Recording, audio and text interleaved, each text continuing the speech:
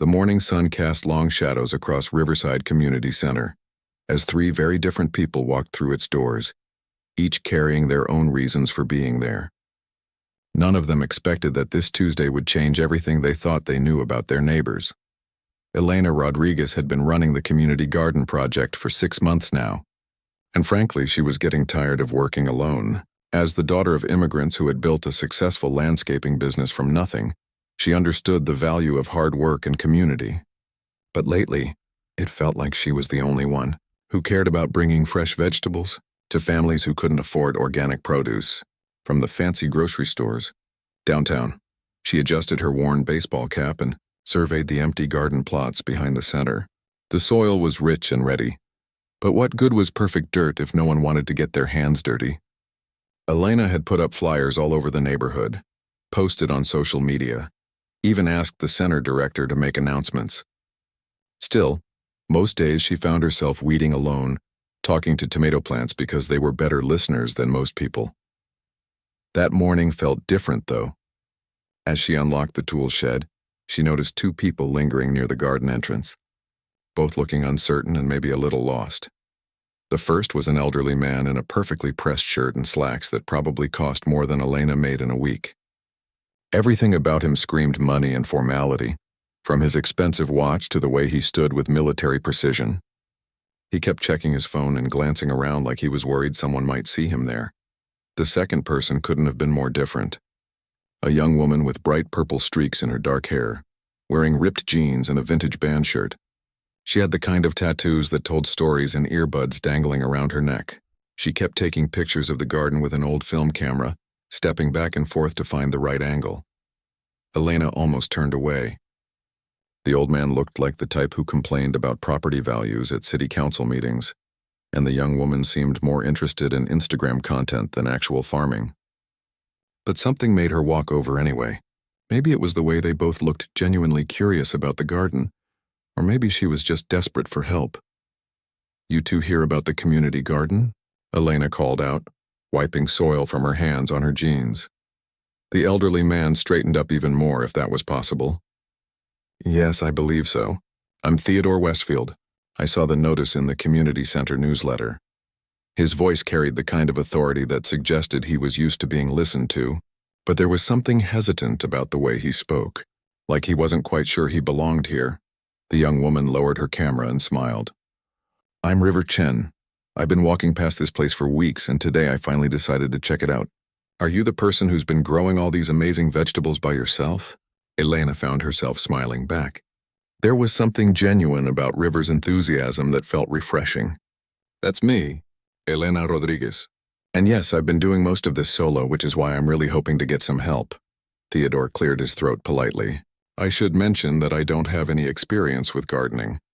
My late wife handled all of that. But I find myself with considerable time on my hands these days, and I thought perhaps—" His voice trailed off, and Elena caught something in his expression. Loss, maybe, or loneliness. She recognized it because she'd seen it in her own mirror after her father passed away last year. River bounced slightly on her toes. "I don't know much about gardening either, but I've been trying to eat healthier, and I love the idea of growing my own food. Plus, this could be amazing content for my food blog. Not in an exploitative way," she added quickly, "but to show people that fresh food doesn't have to be expensive or intimidating." Elena looked between her 2 potential volunteers and almost laughed. Theodore looked like he'd never touched dirt in his life, and River seemed like the type who lived on coffee and takeout. But they were here, which was more than she could say for most of the neighborhood. "All right," Elena said, making a decision that would surprise even her. "How about we start with something simple? We've got tomato seedlings that need to be transplanted, and it's perfect weather for it." Theodore rolled up his sleeves with the same precision he'd probably used in boardrooms for decades. "Just tell me what to do." River set her camera aside and pulled her hair back with a rubber band. "Let's do this." For the next hour, Elena found herself in the strange position of teaching 2 people who couldn't have been more different from each other or from her. Theodore approached every instruction like it was a military operation, measuring distances between plants with a ruler he produced from his pocket. River attacked the task with enthusiasm, but kept getting distracted by interesting bugs and the way the light hit the leaves. "You're going to drown that seedling," Theodore observed as River enthusiastically watered her third tomato plant. "And you're going to give yours anxiety with all that measuring?" River shot back, but she was grinning. Elena watched this exchange with growing amazement. An hour ago, these two wouldn't have given each other a second glance on the street. Now they were bickering like old friends. "You know," Elena said, sitting back on her heels, "I think this might actually work." Theodore brushed soil from his hands with a handkerchief that was probably worth more than Elena's entire outfit. "I have to admit this is rather satisfying. More productive than most of my recent activities." River was already taking pictures of their newly planted row. "This is going to make an amazing time-lapse series. Theodore, would you be okay if I included you in some shots? I think people would love seeing different generations working together." Elena expected Theodore to decline immediately. He seemed like the private type, someone who valued his anonymity. But instead he considered the question seriously. "I suppose that would be acceptable, as long as it serves the purpose of encouraging others to participate." As they cleaned up their tools and planned their next meeting, Elena realized something had shifted. The garden suddenly felt less like her solitary project and more like something bigger, something that belonged to all of them. Walking back to her car, Elena couldn't shake the feeling that she'd just witnessed the beginning of something important, not just for the garden, but for all three of them. Theodore had stayed an extra 20 minutes, asking detailed questions about soil composition and growing seasons. River had already started a group text with plans for documenting their progress. None of them could have predicted that by the end of the week, their little gardening group would be dealing with problems much bigger than aphids and watering schedules. But that afternoon, as Elena drove home with dirt under her fingernails and hope in her chest, all she knew was that for the first time in months, she wasn't going home to an empty house and a long list of things she had to do alone. Sometimes the most important changes start with the smallest decisions, like choosing to talk to strangers in a community garden instead of walking away, like rolling up expensive sleeves to plant tomatoes, like putting down a camera to actually participate in the moment you're trying to capture. Elena had always believed that good things could grow from the right soil and enough care. She just hadn't expected that to apply to friendships too. By Thursday of that same week, their small gardening group had become the talk of the Riverside Community Center. Though not entirely for the reasons Elena had hoped, it started when River posted her first blog entry about the garden project. The photos were beautiful, showing Theodore's careful rows of perfectly spaced seedlings next to River's more artistic but slightly chaotic plantings, with Elena's expert guidance visible in every frame. The post was titled "Growing More Than Vegetables, An Unexpected Community," and it went viral in their local food blogging community faster than anyone expected. Elena discovered this when her phone started buzzing with notifications at 6 in the morning. River had tagged her in the post, and suddenly Elena's personal social media accounts were flooded with comments from strangers. Most were positive, praising the intergenerational collaboration and asking for gardening tips. But some made Elena's stomach twist. "Another one of these diversity projects that won't last a month," read one comment. "Old rich guy probably just wants to feel good about himself before he goes back to his mansion." Elena was still staring at her phone when Theodore called. She'd given him her number for garden coordination, but hearing his formal tone at this early hour caught her off guard. "Elena, I hope I'm not calling too early. I wanted to discuss something rather urgent about our project. If it's about River's blog post, I just saw it. I'm sorry if the attention makes you uncomfortable. I can ask her to take it down." There was a pause. "Actually, that's not why I'm calling. Though I did read the post this morning. River has quite a talent for writing, even if some of the responses are challenging." Elena waited, sensing there was more. "The reason I'm calling is that I received a rather concerning phone call last night. It seems some members of the Riverside Homeowners Association are not pleased with our gardening activities." Elena's heart sank. The HOA had been a thorn in the community center's side for years, constantly filing complaints about noise, parking, and property values. What kind of complaints? Apparently, they're concerned about the type of people our project might attract to the neighborhood. They've scheduled an emergency meeting for tonight to discuss maintaining community standards. Elena felt her anger rising. She'd dealt with this kind of coded language before. "Let me guess, they think we're going to bring down property values by growing food that regular people can afford." "I'm afraid it's more specific than that. Theodore said quietly. I believe they're particularly concerned about you and River. My presence seems to provide some legitimacy in their eyes, which frankly disgusts me. Elena was quiet for a moment, processing this. She'd known Theodore for less than a week, but the anger in his voice on her behalf surprised her. I'm going to that meeting, she said finally. I was hoping you'd say that. River is already planning to attend. She called me this morning, quite fired up about the whole situation. Elena found herself smiling despite her frustration. Of course she did. There's something else you should know, Theodore continued. I may have some influence with these people. I've lived in this neighborhood for 30 years, and my late wife was very involved in community organizations. I'd like to use whatever standing I have to support our project.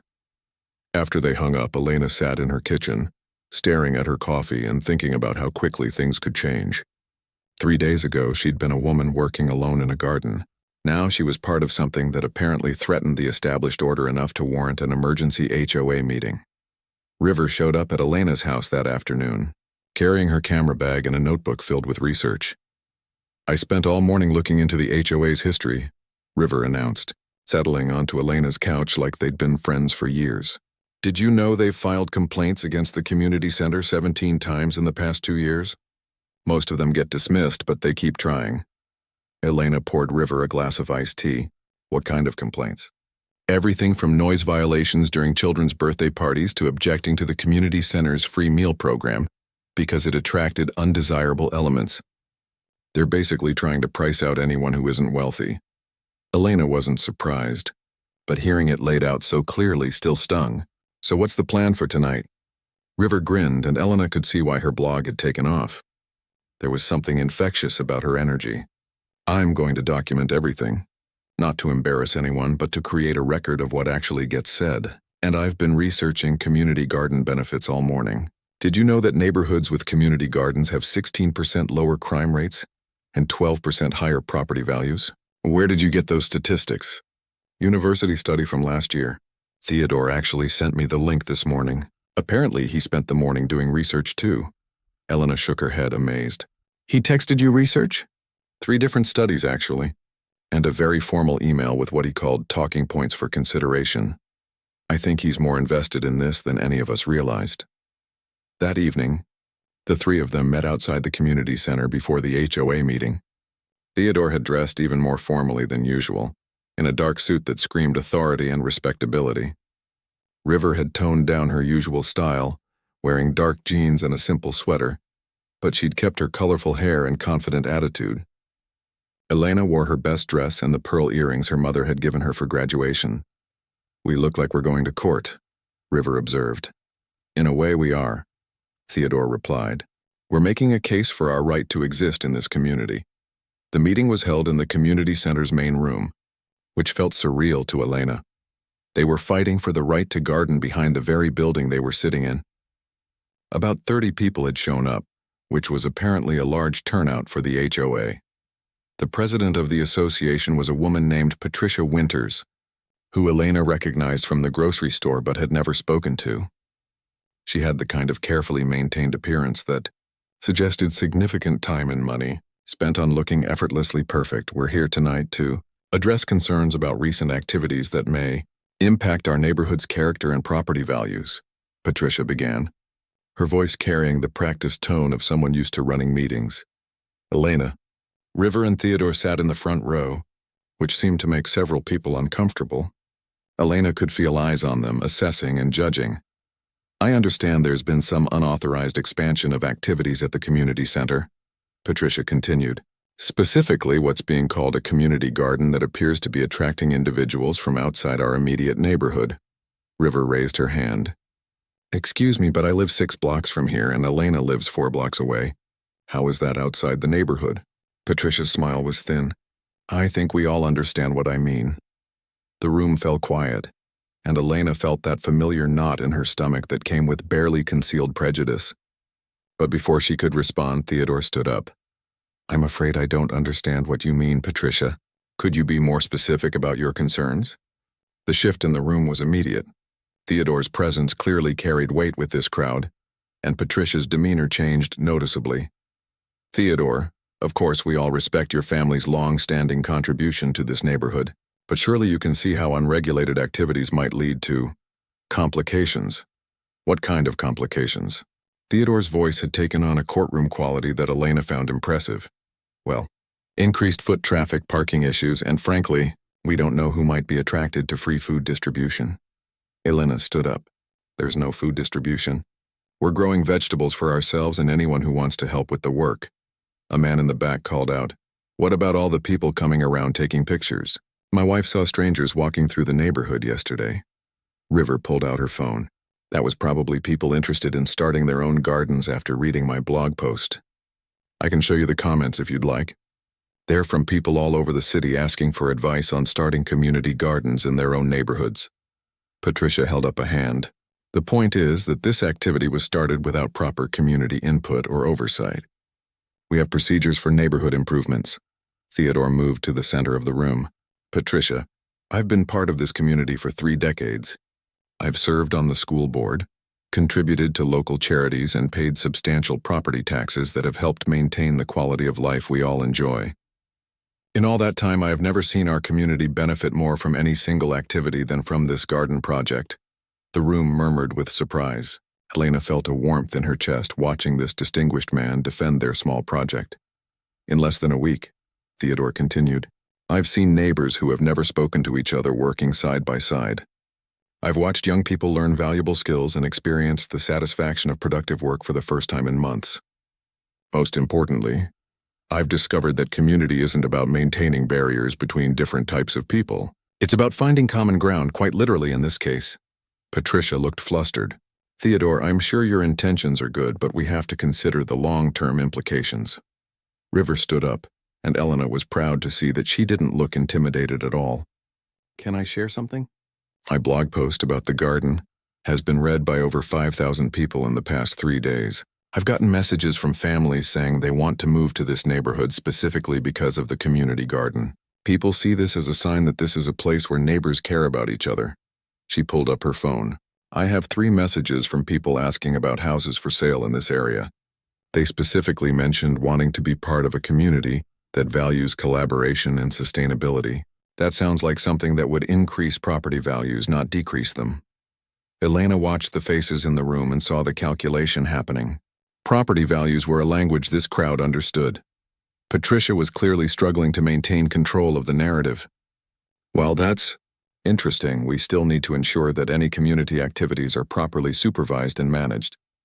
Theodore smiled, and Elena realized it was the first time she'd seen him look truly relaxed. I'd be happy to serve as the community liaison for the garden project. I can provide regular reports to the HOA and ensure that all activities meet community standards. The vote, when it finally came, was closer than Elena had hoped, but decisive enough to matter. The garden project could continue, with Theodore serving as the official community representative. As people filed out, Elena felt drained but victorious. They'd won this round, but more importantly, she'd seen something amazing happen. 3 people who barely knew each other had stood together against a room full of skeptics and defended something they all believed in. Walking to their cars, River was practically bouncing with excitement. Did you see Patricia's face when Theodore said he'd never seen the community benefit more from anything? I wish I'd been recording. Theodore was loosening his tie, looking more relaxed than Elena had ever seen him. I have to admit that was rather invigorating. I haven't felt that useful in quite some time. Elena looked at her 2 unlikely friends and realized that whatever they'd planted in the garden was already growing into something much bigger than vegetables. 2 weeks after the HOA meeting, the community garden had become something none of them had expected. What started as Elena's lonely project was now a bustling hub of activity every Tuesday and Thursday evening. With weekend sessions that often ran well past sunset, River's blog posts had continued to gain traction. But more importantly, they'd inspired people to actually show up with their hands ready to work. The garden now had 12 regular volunteers ranging from college students to retirees, with Elena, River, and Theodore forming the unofficial leadership team. But success brought its own challenges. As Elena discovered when she arrived at the garden on a particularly warm Thursday evening, to find Theodore sitting alone on the bench they'd installed near the tool shed. staring at a letter in his hands. "You're here early," Elena said, setting down her water bottle and noting the tension in Theodore's shoulders. He looked up, and Elena was surprised to see something that looked like vulnerability in his expression. "I received some news today that I'm not quite sure how to process." River appeared from behind the tomato plants where she'd been setting up her camera for time-lapse shots. "Hey, Theodore, you look like someone just told you Christmas was canceled. What's going on?" Theodore held up the letter. "It appears that my son has been paying attention to our little project. This is from his lawyer." Elena felt her stomach drop. "His lawyer? My son lives in California now. Very successful attorney. Makes more money in a month than most people see in a year. We haven't spoken in some time." Theodore's voice carried a weight that suggested this was an understatement. Apparently he's seen River's blog posts. River went very still. "Oh no, Theodore, I'm so sorry. If I caused problems between you and your family." Theodore held up a hand. "Please don't apologize. The problems between my son and me existed long before I knew either of you, but it seems he's concerned about what he calls my public association with questionable individuals." Elena felt anger flare in her chest. "Questionable individuals?" "His words, not mine," Theodore said quickly. "He's particularly concerned that my involvement with the garden project might affect what he calls family reputation and future inheritance considerations." River sat down heavily on the bench next to Theodore. "He's worried about his inheritance because you're gardening with us?" Theodore folded the letter carefully. "My son has always been concerned about appearances. After his mother died, he suggested I move to a retirement community, where I would be around my own kind. When I declined, our relationship became somewhat strained. Elena tried to imagine having a child who cared more about money than your happiness." "What does the lawyer letter actually say?" "It's what they call a wellness check inquiry. They want to ensure I'm mentally competent and not being taken advantage of by people who might be interested in my financial assets." The three of them sat in silence for a moment. Elena watched other garden volunteers beginning to arrive and felt a sudden protectiveness toward this community they'd built. "Theodore," River said quietly, "are we putting you in a difficult position? Because if this is going to cause problems with your family—" "River, my dear," Theodore interrupted, "I haven't felt this alive in 2 years. My son calls once a month to ask about my health and my financial planning. In the past month, I've learned to grow tomatoes, helped plan a harvest festival, and discovered that I actually enjoy getting my hands dirty. If that makes me mentally incompetent in his eyes, perhaps his opinion isn't worth much." Elena found herself smiling. "So what are you going to do about the letter?" Theodore stood up and walked to the trash can near the tool shed. Elena and River watched as he tore the letter into small pieces and dropped them in. "I'm going to plant squash," he said firmly. "River mentioned she wanted to try growing butternut squash for her fall recipes, and I've been researching the best varieties for our climate zone." River jumped up and hugged Theodore, which clearly surprised him but didn't seem unwelcome. "You're the best, Theodore. And your son is missing out on knowing an amazing person." As the evening progressed, more volunteers arrived, and Elena watched Theodore interact with each person with genuine interest and warmth. There was Mrs. Patterson, a retired teacher who brought homemade cookies every week and had become their unofficial expert on pest management. There was David, a college student who was documenting plant growth for a biology project and had never seen vegetables grow outside of a grocery store. There was the Nguyen family, recent immigrants who had contributed seeds from their home country and were teaching everyone else about Asian cooking greens. Elena noticed that Theodore remembered everyone's names and always asked specific questions about their plants. He'd developed a particular friendship with Mr. Chen, River's father's older brother, who spoke limited English but shared Theodore's methodical approach to gardening. "Watch this," River whispered to Elena as the two older men consulted over spacing for the fall lettuce plantings. "Uncle Chen has been teaching Theodore basic Mandarin garden terms, and Theodore has been helping Uncle Chen with English plant names. They've got their own little language exchange happening." Elena watched Theodore carefully pronounce what sounded like dabai kai, while Mr. Chen pointed to the bok choy seedlings. Mr. Chen responded with butternut squash in heavily accented but clear English, and both men beamed with pride. "This is incredible," Elena murmured. "A month ago I was worried about having enough people to help weed the beds. River was already taking pictures of the interaction. This is going to be amazing content for next week's post. I want to write about how gardens create their own kind of language learning. As the evening wound down and people began cleaning up their tools, Elena noticed Theodore lingering near the new squash bed he'd planted. River had left to help the Nguyen family load leftover seedlings into their car, and Elena found herself alone with Theodore for the first time since reading the letter. "How are you really doing with the family situation?" she asked gently.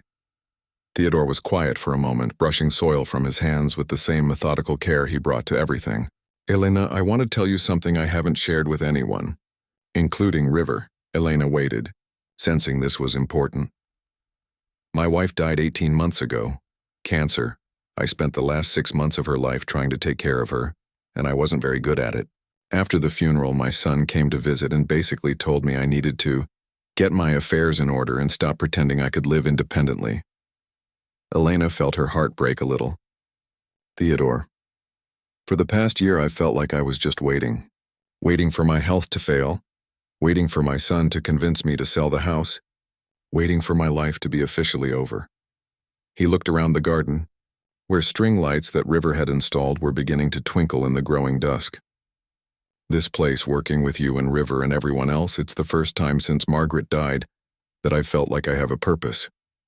Elena didn't know what to say, so she did what felt natural. She reached over and squeezed Theodore's hand. "My son thinks I'm being taken advantage of," Theodore continued. "But the truth is, you and River have given me something I didn't think I'd ever have again. A reason to get up in the morning that isn't just about taking medications and watching the news." River appeared beside them, having finished helping the Nguyen family. "Are you guys having a serious moment?" "Because I brought cookies from Mrs. Patterson, and I feel like cookies make everything better." Theodore smiled, and Elena realized it had become his default expression over the past weeks. "River, I was just telling Elena how grateful I am for this whole experience." River plopped down on the ground next to their bench, pulling cookies from a small bag. "Well, I'm grateful too. Do you know I've gotten 3 freelance writing opportunities because of the garden blog? People want me to document other community projects. And Elena, that article about soil composition you helped me write has been shared by actual agricultural extension offices." Elena accepted a cookie and marveled at how natural this felt. 3 weeks ago, she'd been a woman who ate dinner alone most nights and whose social interaction consisted mainly of brief conversations with customers. At the farmer's market where she sold her father's landscaping business's extra plants. "I have an idea," River said suddenly. "What if we entered the garden in the county's community project competition? The deadline is next month and the winner gets a $1,000 grant plus recognition in the county newsletter." Theodore raised an eyebrow. "What would we do with $1,000? "Greenhouse," Elena said immediately. "If we had a small greenhouse, we could start seedlings earlier and extend our growing season. Maybe even grow things through the winter." River was already pulling out her phone to make notes, and it would prove to anyone who's still skeptical that this is a legitimate, award-worthy community project. Theodore nodded slowly. "It would also demonstrate that we're here to stay." As they locked up the tool shed and prepared to leave, Elena realized that Theodore's family crisis had actually strengthened something between the 3 of them. They weren't just garden partners anymore. They were people who had each other's backs. Walking to their cars, River suddenly stopped. "Wait, I want to get a picture of us by the squash bed. Theodore, this is your first day as an official squash farmer." Theodore groaned good-naturedly. "River, you document everything." "That's because everything we're doing here matters," River replied, setting up her camera timer. 10 years from now, I want us to remember exactly how this felt." As they posed by the small mounds where Theodore had carefully planted his butternut squash seeds, Elena realized River was right. This did matter. Not just the vegetables they were growing, but the community they were building and the ways they were all changing because of it. The camera flashed, capturing 3 people who had found something unexpected in each other. Elena knew that when Theodore's son eventually called again, Theodore would have stories to tell that had nothing to do with medical appointments or financial planning. He'd have tales of harvest festivals and new friendships and the satisfaction of watching seeds become food. And if his son couldn't appreciate that, well, Elena thought, that was his loss. The community garden's first harvest festival was scheduled for the 2nd Saturday in October, And by the Wednesday before, Elena was starting to panic.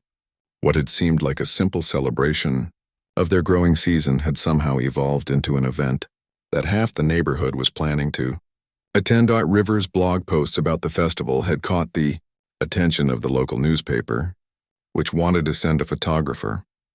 The city councilwoman's office had called asking if she could make a brief appearance. 3 other community centers had reached out wanting advice on starting their own gardens, and Mrs. Patterson had somehow convinced the local high school's marching band to perform. Elena stood in the garden at 7 in the morning, surveying the preparations and wondering how things had gotten so complicated. The vegetables looked amazing. They'd harvested enough to feed everyone who'd signed up to attend, and Theodore had even arranged for a local chef to demonstrate simple cooking techniques using their produce. But Elena couldn't shake the feeling that they were in over their heads. Her phone buzzed with a text from River. Emergency meeting at 8 a.m., bringing coffee and crisis management skills. Elena smiled despite her anxiety.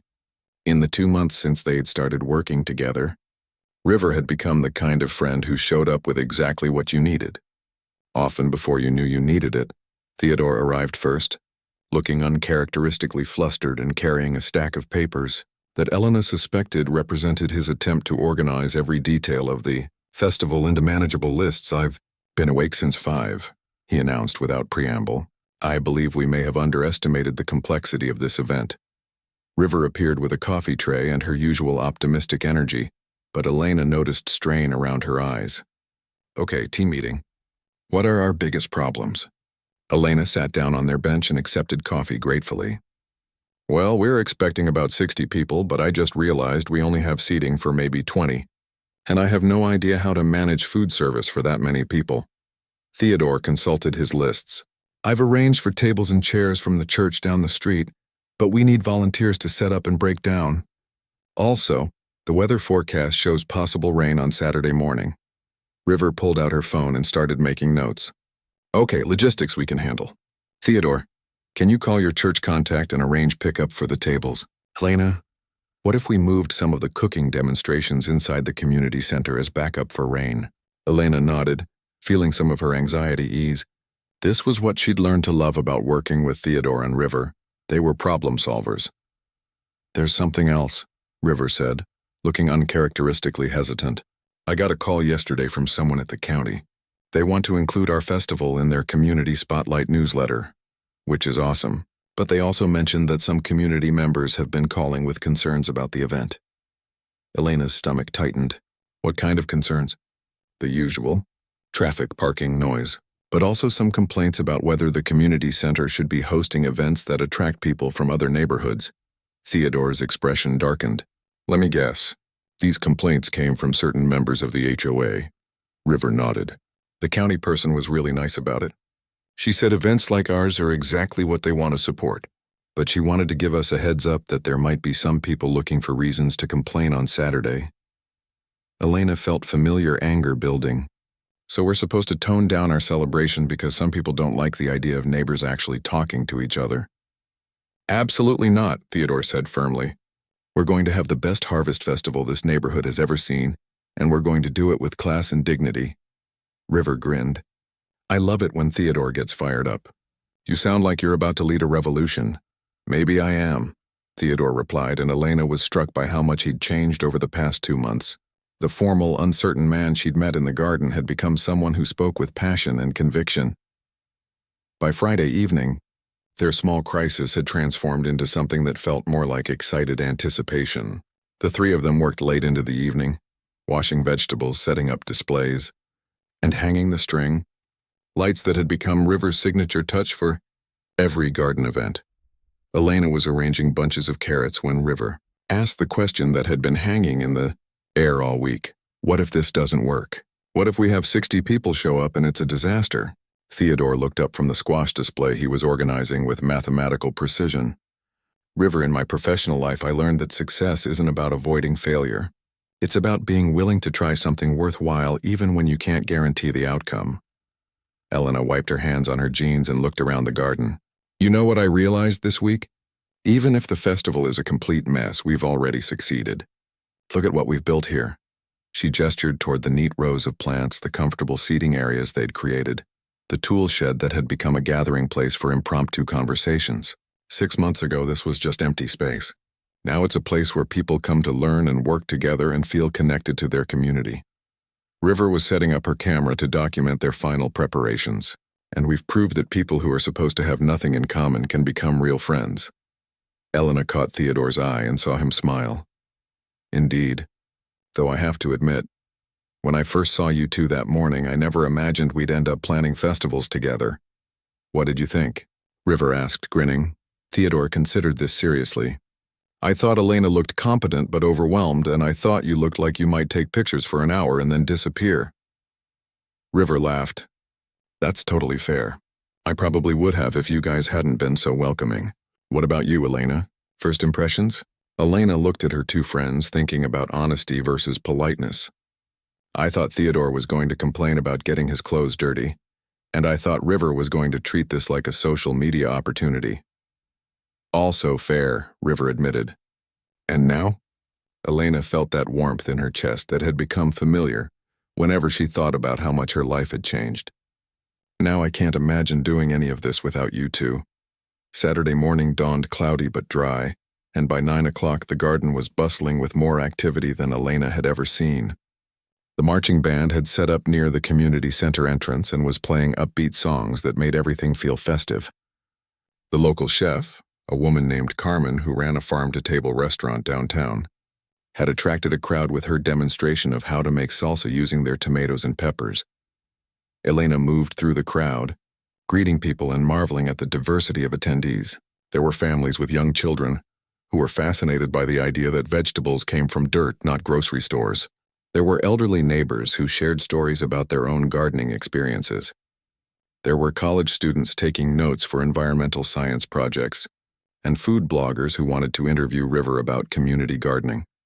But the moment that made Elena's heart full was watching Theodore give a tour to a group of teenagers from the high school, explaining the different growing techniques they'd used and encouraging them to ask questions about soil composition and harvest timing.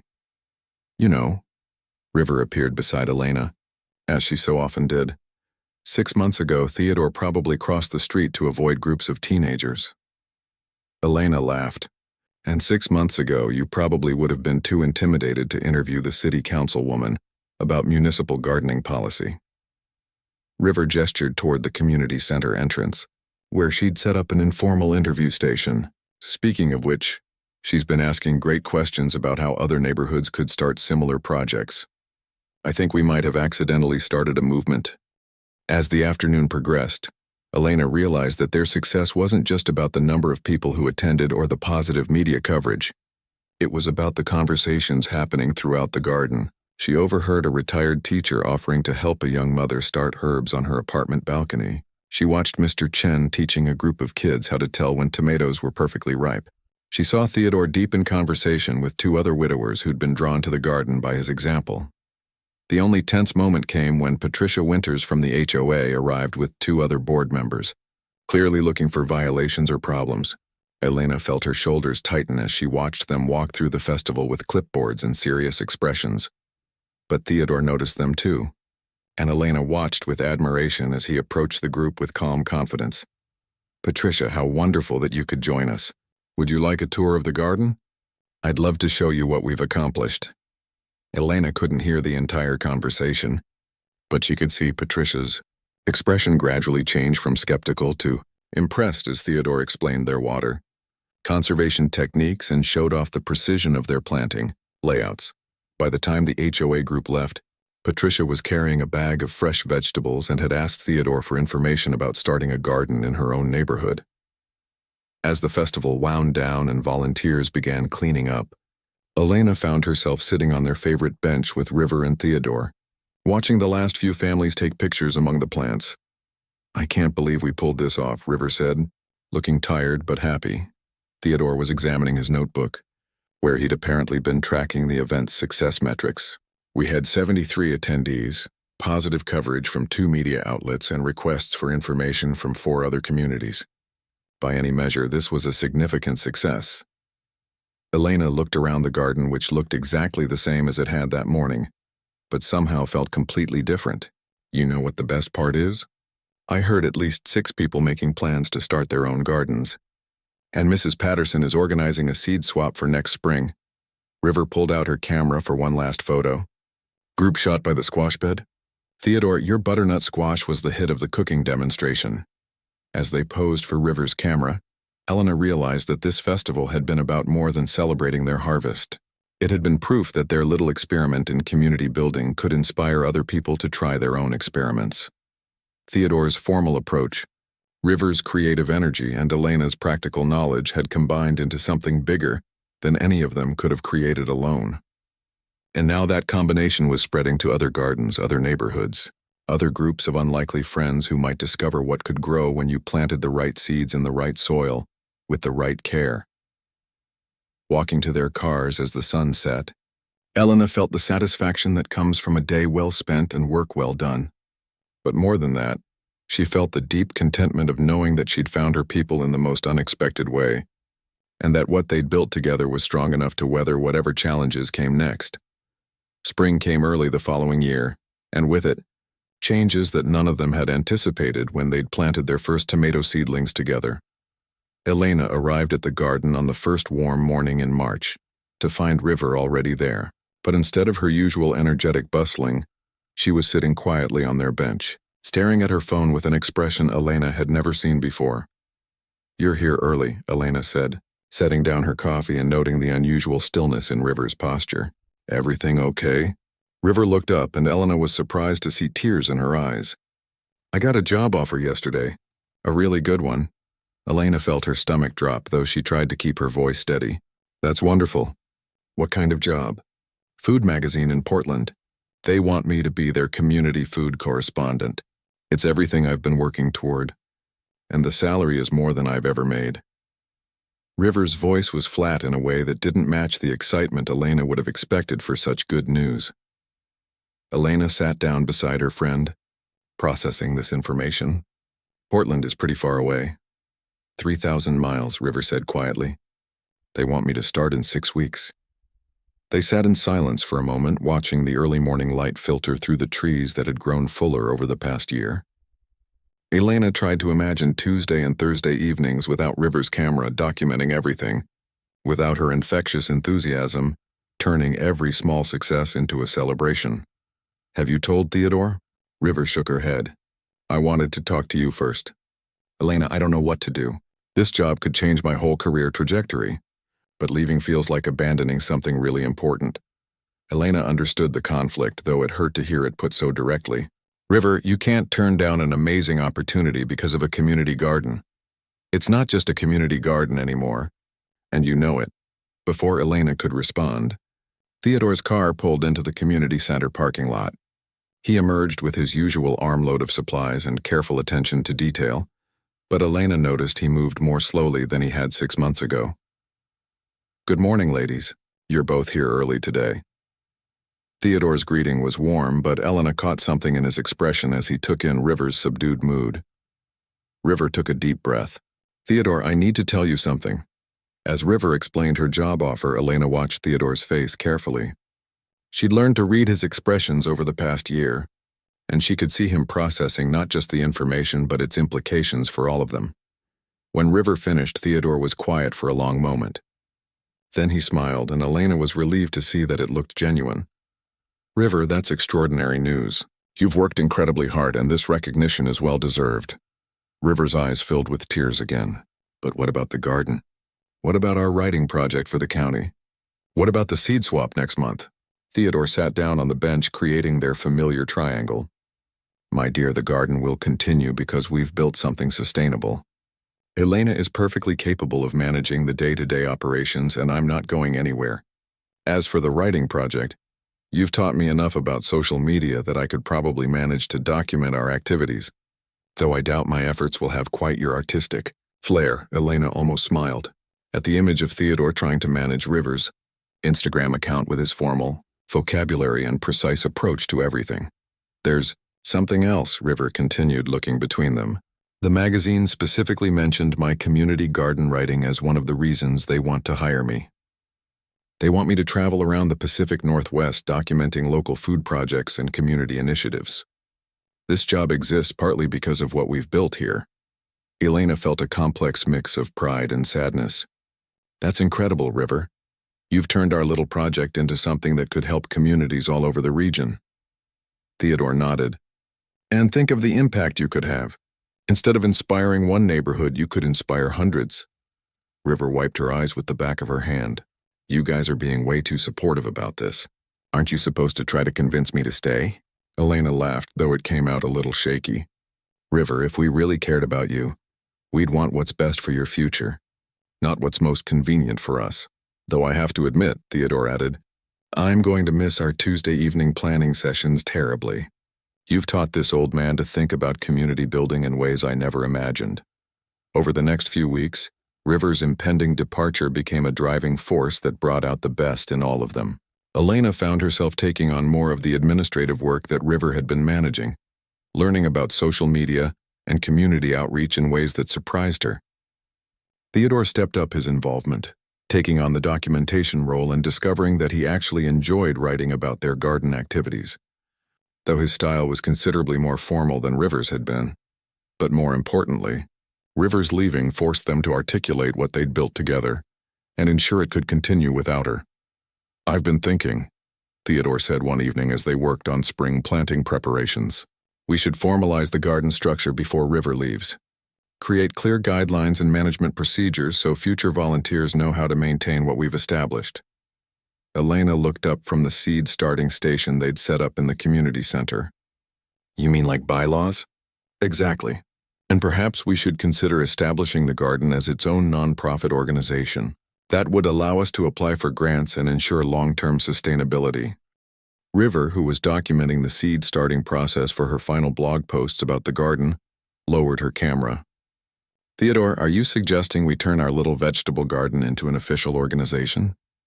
I'm suggesting we protect what we've built so it can outlast any individual member, including me. Elena caught something in Theodore's tone that made her look at him more carefully. What do you mean? Theodore continued planting seeds with his usual precision, but Elena noticed a slight tremor in his hands that hadn't been there before. I received some test results from my doctor last week. Nothing immediately concerning, but at my age it's wise to plan for transitions. River set down her camera entirely. Theodore, are you okay? I'm fine for now. But I won't be able to do this forever, and neither will Elena. If we want the garden to serve the community for years to come, we need to build systems that don't depend on any one person's involvement. Elena felt a familiar ache in her chest. Over the past year, these two people had become more than gardening partners. They'd become family in a way she hadn't expected. The thought of losing either of them felt overwhelming, but she also recognized the wisdom in Theodore's approach. They'd built something valuable, and it deserved to continue even as their individual circumstances changed.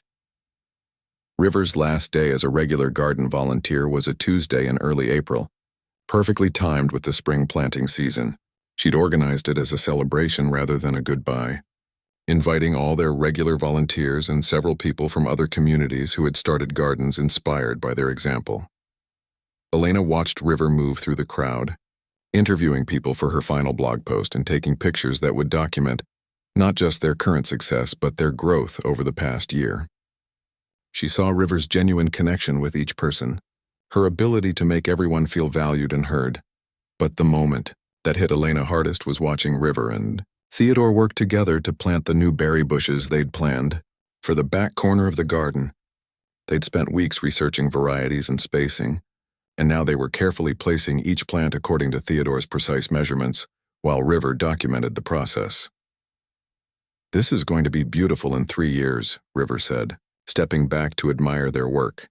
You'll have to come back to see the first full harvest, Theodore replied. I'll send you photos, but it won't be the same as seeing it in person.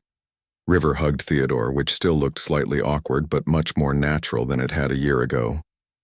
I'm going to miss working with you. You've taught me so much about patience and planning and the value of doing things right the first time. And you've taught me that enthusiasm and creativity can accomplish things that careful planning alone never could, Theodore replied. Not to mention how to use social media, though I still maintain that most of it is unnecessarily complicated. As the celebration wound down and people began saying their goodbyes, Elena found herself alone with River for a few minutes while Theodore helped other volunteers load extra plants into their cars. "I'm scared," River admitted quietly. "What if I can't recreate this kind of community somewhere else? What if this was just a one-time thing that worked because of the specific combination of people and circumstances?" Elena had been wondering the same thing, but hearing River voice the fear helped her find clarity. "River, you're not trying to recreate this. You're going to create something new that builds on what you've learned here, and we're not disappearing. We'll still be here and you'll still be part of this community even if you're not physically present." River nodded, but Elena could see she was still struggling with the transition. "Besides," Elena continued, "what you've taught me about documenting our work and connecting with other communities, that's going to continue here. And what Theodore has learned about being open to new ideas and new people, that's permanent too.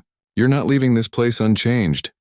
As River packed up her camera equipment for the last time, Theodore approached with a small wrapped package. "This is for you," he said formally. "A going-away gift." River unwrapped it to reveal a leather-bound notebook with her name embossed on the cover. "Theodore, this is beautiful. I thought you might want to document your new adventures the old-fashioned way as well as digitally." "And I've taken the liberty of writing the first entry." River opened the notebook to find Theodore's careful handwriting on the first page. River Chen began her work with the Riverside Community Garden on a Tuesday morning in September, when she approached two strangers working in the dirt and asked if she could help. In the months that followed, she transformed not only a patch of empty ground but the lives of everyone who worked alongside her. Her willingness to see possibility where others saw problems, and to believe that strangers could become family, created something that will outlast her physical presence here. The seeds she planted in this community will continue growing long after she's moved on to plant new seeds elsewhere. River was crying openly now, and Elena felt her own eyes fill with tears. "You're both going to make me a mess," River said, laughing through her tears. "I'm supposed to be the emotional one in this group." 6 months later, Elena stood in the same garden, now expanded to include the berry bushes that were already showing, promising growth, and a small greenhouse that had been funded by their nonprofit status and the grant Theodore had helped them secure. River called every few weeks from Portland, where her work was thriving, and her writing about Pacific Northwest food communities had gained national attention. She'd even convinced her magazine to fund a return visit to document the garden's first anniversary celebration. Theodore still came every Tuesday and Thursday, though Elena had noticed he relied more heavily on the younger volunteers for the physical work. But his role as the garden's official historian and grant writer had become essential, and his formal documentation of their activities had helped them secure funding for 3 additional community gardens in neighboring areas. Elena herself had discovered talents she never knew she had. The scared, lonely woman who had started the garden as a way to honor her father's memory had become someone who spoke at city council meetings about food security and led workshops for other communities, wanting to start their own gardens, standing among the thriving plants on a warm Tuesday evening. Elena realized that what she'd initially thought was about growing vegetables had actually been about growing something much more valuable. They'd grown a model for how people from different backgrounds could find common ground. They'd grown a template for turning individual skills into collective strength. They'd grown proof that community isn't something you find, it's something you create. River had been right to take the job in Portland. Theodore had been wise to insist on creating sustainable systems. And Elena had learned that sometimes the most important thing you can plant is the belief that strangers can become family if you give them the right soil and enough. Great. As she locked up the tool shed and headed home, Elena smiled at the thought that somewhere in Portland, River was probably documenting another community coming together around shared work and common goals. And tomorrow, Theodore would arrive with his notebook and his precise plans, ready to tend the garden they'd built and the friendships that had grown from it. Some plants are annuals, thriving for one season and then fading away. But the best gardens are built on perennials, plants that put down deep roots and return stronger each year. Elena had learned to recognize the difference, and she was grateful every day for the perennial friendships that had taken root in this unlikely place.